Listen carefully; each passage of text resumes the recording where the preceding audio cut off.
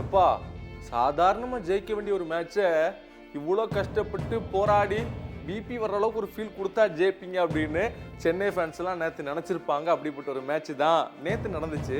ஆனால் அந்த மேட்ச் ஜெயிக்கிறதுக்கு திலக் வர்மா தான் காரணம் அப்படின்னு எல்லாருமே சொல்லிக்கிட்டு இருக்கிறாங்க. ஆனால் அவரை தாண்டி ஒரு பிளேயர் இருக்கிறார். யார் தெரியுமா?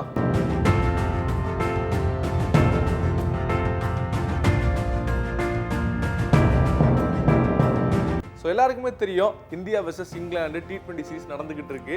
இந்தியா டெஸ்ட் தோல்விக்கு அப்புறமா வர்றாங்க. அந்த வகையில் இந்த T20 சீரிஸை நல்லா பாசிட்டிவாக ஸ்டார்ட் பண்ணியிருக்கிறாங்க. முதல் மேட்ச் நல்ல வெற்றி, ரெண்டாவது மேட்ச் நம்ம ஊரில் நடக்க போகுதுன்னு சொன்னோன்னே எல்லாருக்குமே பயங்கரமான சந்தோஷம்.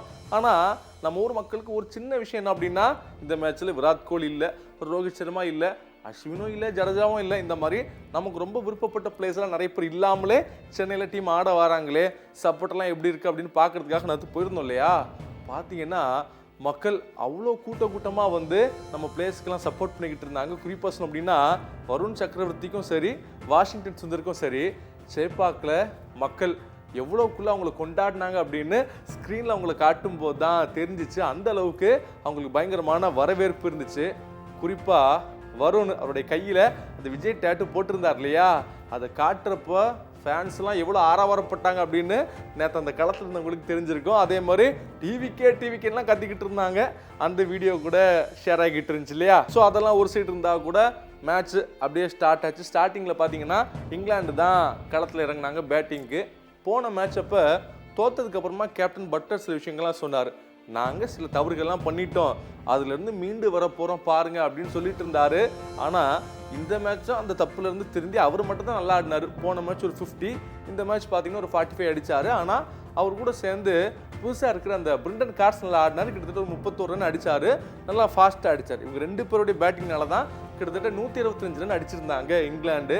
ஒரு பார் ஸ்கோர் அப்படின்னு சொல்ல முடியாது, ஏன்னா ஒரு 180 அடிச்சா ஃபர்ஸ்ட் பேட்டிங் பண்ற டீம் ஜெயிக்கலாம் அப்படின்னு சொல்லிட்டு இருந்தாங்க. ஆனா இங்கிலாந்து 165 ரன் மட்டுமே அடிச்சிருந்தாங்க. வெளியில இருந்து பாக்குறப்ப இந்தியா ஈஸியா ஜெயித்துருவாங்க அப்படின்னு நினைச்சோம். ஆனா ஸ்டார்டிங்லேயே பார்த்தீங்க அப்படின்னா யாருமே சரியா ஆடல. போன மேட்ச் நல்லா ஆடினா அபிஷேக் சர்மா சொதப்புறாரு, சாம்சங் சொதப்புறாரு. இந்த மாதிரி வந்த ஸ்கை எல்லா விக்கெட்டுமே உடனே போயிட்டே இருந்துச்சு. அதன் காரணமாக ஒரு ஸ்டெடியான பேட்டிங்கே கிடைக்கல. கிட்டத்தட்ட எல்லாருமே சொதப்பிக்கிட்டு இருக்கும்போது திலக் வர்மா மட்டுமே ஒரு சைடில் நின்று நல்லா ஆடிக்கிட்டே இருந்தார். சைடில் விக்கெட் போனால் கூட எந்த இடத்துல ரொட்டேட் பண்ணணும், எந்த இடத்துல பெரிய ஷாட் போகணும் அப்படின்னு கரெக்டாக பார்த்து ஆடிக்கிட்டு இருந்தார்.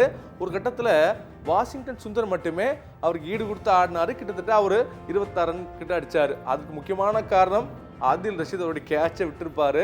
அதுக்கப்புறம் தான் ஒரு 6-4லாம் அடித்தார்.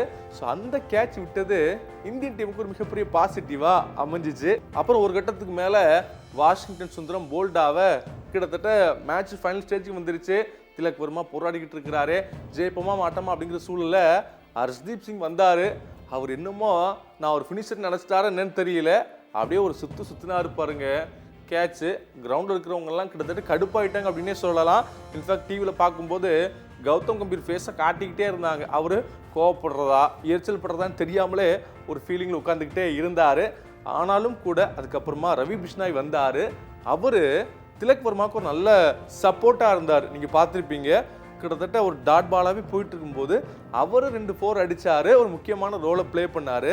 பேட்டிங்கில் மட்டும் கிடையாது, பவுலிங்லேயும் போட்ட மற்ற எல்லா பிளேஸுமே கிட்டத்தட்ட ஒரு 8 ரன் 9 ரன் ரன் ரேட் அப்படி கொடுத்துட்டே இருந்தாங்க. ஆனால் இவர் மட்டும் 6.75 மட்டும்தான் அந்த ரன் ரேட் கொடுத்துருந்தாரு. கிட்டத்தட்ட 4 ஓவர் போட்டு 30 ரனுக்கு கீழே மட்டும் தான் ரன் கொடுத்துருந்தாரு. ஸோ மேட்சை எல்லாருமே என்னது ஜெயித்ததுக்கு காரணம் திலக் வர்மா தான். 72 ரன் அடிச்சிட்டாரு.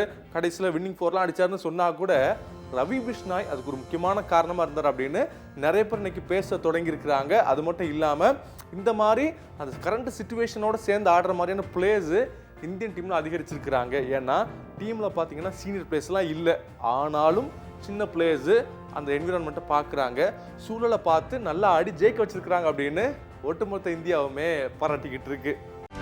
செய்திகளை உடனுக்குடனும் துல்லியமாகவும் தெரிந்து கொள்ள சப்ஸ்கிரைப் பண்ணுங்க.